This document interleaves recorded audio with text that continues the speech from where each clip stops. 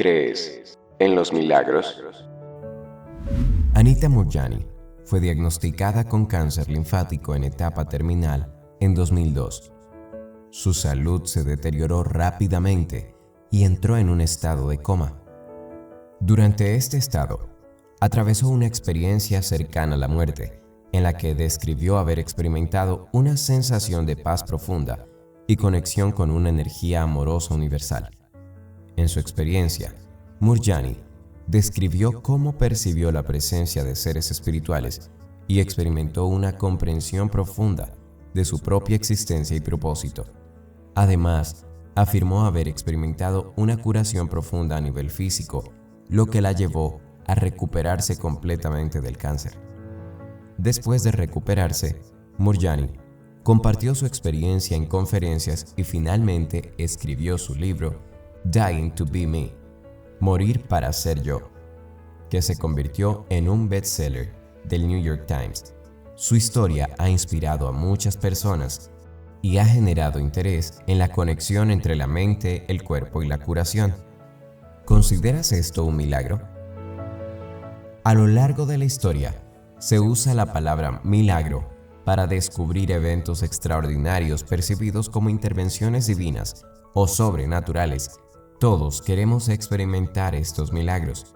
Milagros en nuestras finanzas, relaciones, trabajo, hogar, etc. Pero ¿por qué unos experimentan esto y otros no? ¿Qué hace mal una persona para que en su vida esto sea algo utópico? Acompáñanos a analizar esto en compañía de las lecciones de Gregg Braden. Comparte el video con otros si al final te parece útil y comenta si tiene sentido para ti. Comencemos.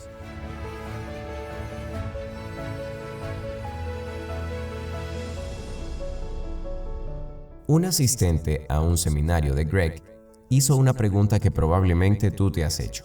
Así que empecemos este video contando esta anécdota. En una de las primeras oportunidades que tuve de presentar los conceptos de la oración en un taller, un señor que estaba sentado en las primeras filas lanzó un suspiro que todo el mundo pudo oír. Sin duda consiguió acaparar mi atención. Al mirarle, vi una expresión de inseguridad en su rostro. Busqué un modo de reconocer la frustración del hombre sin mirarle directamente y quizá con ello hacerlo sentir molesto. Me dirigí entonces al público y dije, ¿hay alguna pregunta? El hombre del suspiro aprovechó inmediatamente la oportunidad. Era un hombre de unos 35 años y tenía un codo apoyado sobre la mesa que compartía con los demás de su fila. Apoyaba informalmente la barbilla en su mano abierta situada debajo de la mandíbula. Mientras me dirigía a él para escuchar su pregunta, colocó su lápiz sobre la mesa cerca de su cuaderno de notas. Miré rápidamente la página que tenía delante.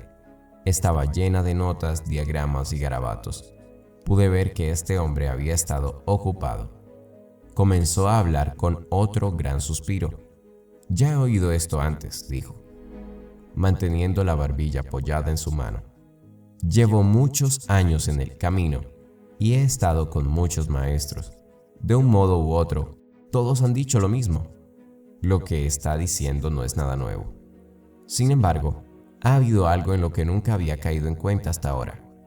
¿De qué modo nuestros sentimientos internos pueden tener algún efecto sobre lo que sucede en el mundo exterior?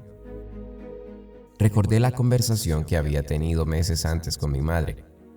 La idea de que el componente sutil del pensamiento, sentimiento y emoción pudiera tener algún efecto sobre el mundo físico de moléculas, átomos y células era un misterio para mi madre, al igual que para ese señor. Empecé con una explicación que he usado como una analogía en muchas ocasiones con el paso de los años. Procede de un experimento que recuerdo haber realizado en una fase temprana de mi vida para probarme los principios de los que estamos hablando. El caldo de la creación existe como un estado de posibilidades, empecé. Todos los componentes para cualquier cosa que podamos llegar a concebir, incluyendo la propia vida, existen en ese estado de posibilidad. Aunque allí están los componentes para formarlas, no hay ningún desencadenante que las empuje a moverse. Esta idea es muy similar a hacer una barra de caramelo de colores con una jarra de agua a la que le hemos añadido mucho azúcar. Podemos añadir muchas cucharadas de azúcar en el agua y ver cómo se disuelve y desaparece. Aunque ya no vemos el azúcar, sabemos que hay varias cucharadas en esa agua. El azúcar permanece en el mismo estado, invisible, hasta que llega algo que cambia las condiciones del agua. A eso lo llamamos catalizador, algo que desencadena una nueva oportunidad para que el agua y el azúcar interactúen. El desencadenante puede ser algo tan simple como colocar una cuerda de fibra en el agua. Cuando el agua impregnada de azúcar se absorbe en la cuerda, se evapora y se separa del azúcar. Al no haber agua, el azúcar se cristaliza en una nueva expresión de sí mismo, en los diminutos cristales que siguen las leyes del aire más que las del agua. Diferentes temperaturas y presiones representan distintas leyes y producen cristales diferentes. Cuando creamos sentimientos sobre las cosas que queremos experimentar en el mundo, estas son como la cuerda en la solución de agua. Entre las posibilidades de la creación colocamos una imagen de sentimientos, con la energía suficiente para hacer realidad una nueva posibilidad. Sin embargo, la clave de este sistema es que la creación devuelve precisamente lo que nos ha mostrado, nuestra imagen. La imagen le dice al caldo creativo dónde hemos puesto nuestra atención. La emoción que asociamos a nuestra imagen atrae la posibilidad de la misma. Cuando no queremos algo, una emoción que se basa en el miedo, nuestro miedo está aumentando eso que no queremos. Estas leyes nos invitan a robustecer nuestras elecciones centrándonos en las experiencias positivas que hemos elegido, más que preparándonos para las cosas negativas que no deseamos. La creación simplemente produce la consecuencia de nuestro sentimiento, perpetuando aquello que hemos imaginado. Este es el antiguo secreto de un modo olvidado de oración, algo que se perdió en el siglo IV. Las antiguas tradiciones sugieren que el efecto de la oración procede de algo que no son las palabras en sí mismas. Quizás esta sea la razón por la que haya tanta gente que parezca haber perdido la fe en la oración. Tras las revisiones de la Biblia en el siglo IV, los detalles subyacentes al lenguaje de la oración se fueron perdiendo gradualmente en las tradiciones occidentales, dejando solo las palabras. En esta era, muchos empezaron a creer que el poder de la oración reside solo en las palabras habladas. Las revelaciones de los textos anteriores al siglo IV, sin embargo, nos recuerdan que no hay códigos mágicos en las vocales y las consonantes que nos abren las puertas a reinos olvidados. El poder de la oración reside en una fuerza que no se puede describir ni transmitir, como la palabra escrita. Son los sentimientos que sus palabras evocan en nuestro interior. Es el sentimiento que ponemos en nuestras oraciones el que nos abre la puerta e ilumina nuestro camino hacia las fuerzas visibles e invisibles. Para cambiar las condiciones del mundo exterior, se nos invita a que primero las transmutes desde dentro. Cuando lo hacemos, las nuevas condiciones de salud o de paz se proyectan en el mundo que nos rodea. Para aportar paz a nuestros seres queridos, primero hemos de convertirnos en esa paz. En el lenguaje de su tiempo, los autores de los manuscritos del Mar Muerto incluso nos ofrecen revelaciones de la tecnología que facilita esta sanadora cualidad de la paz.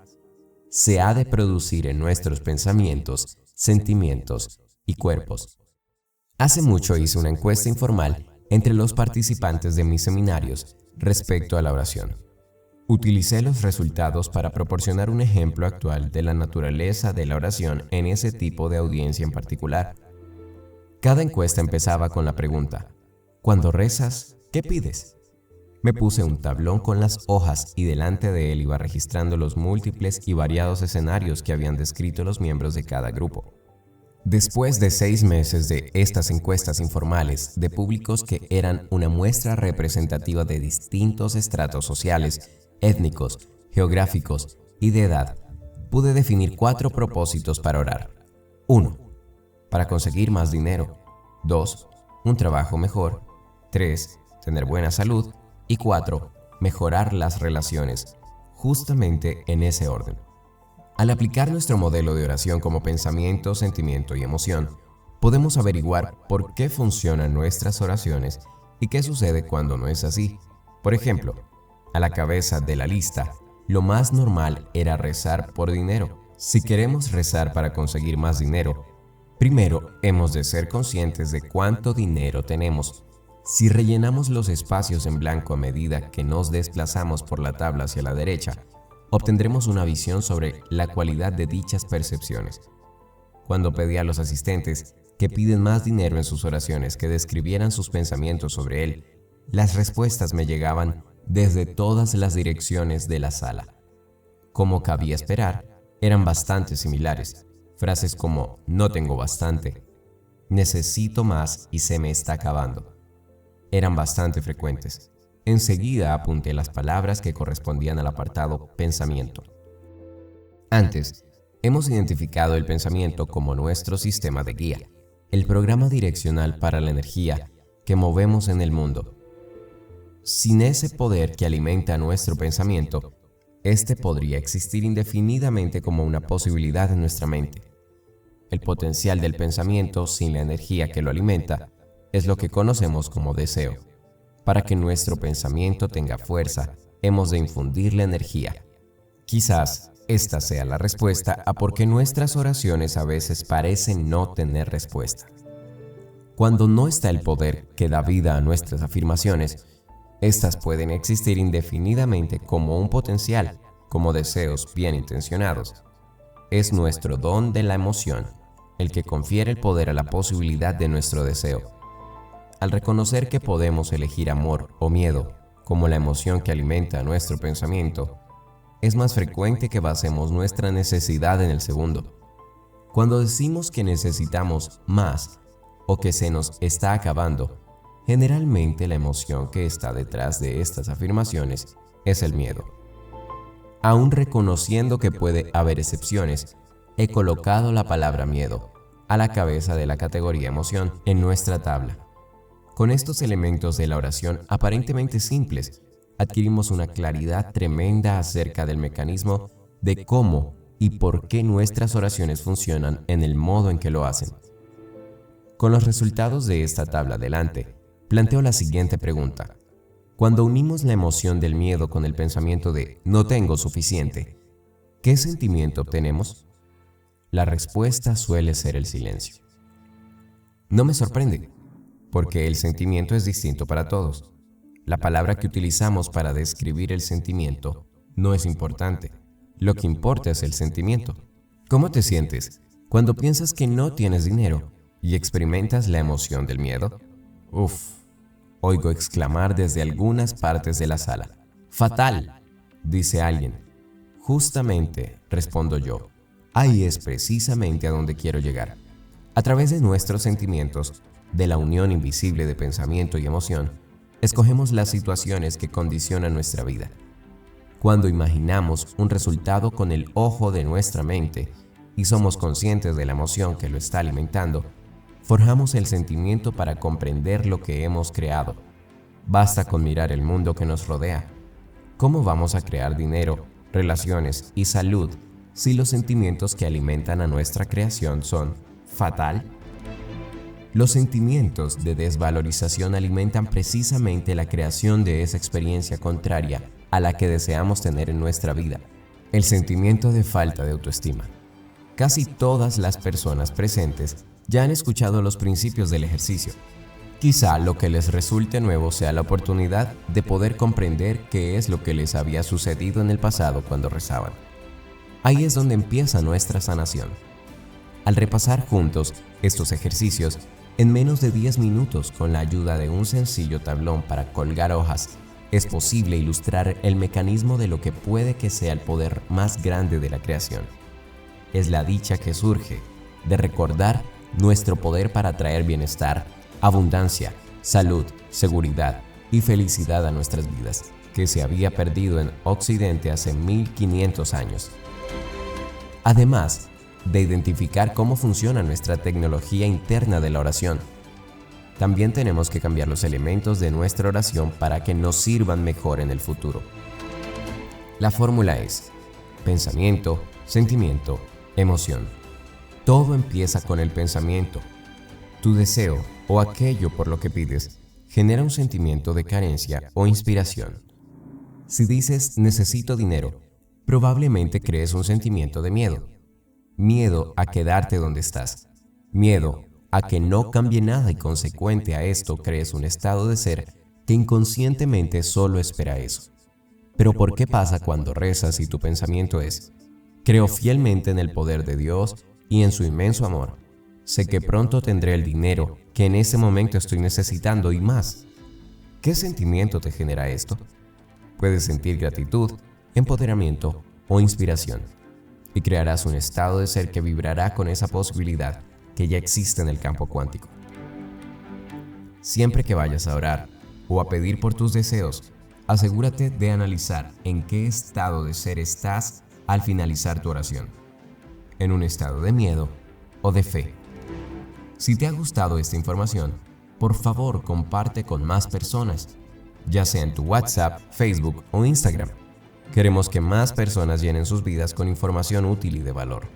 Comenta qué te pareció esta lección y suscríbete si aún no lo haces. Muchas gracias y hasta la próxima.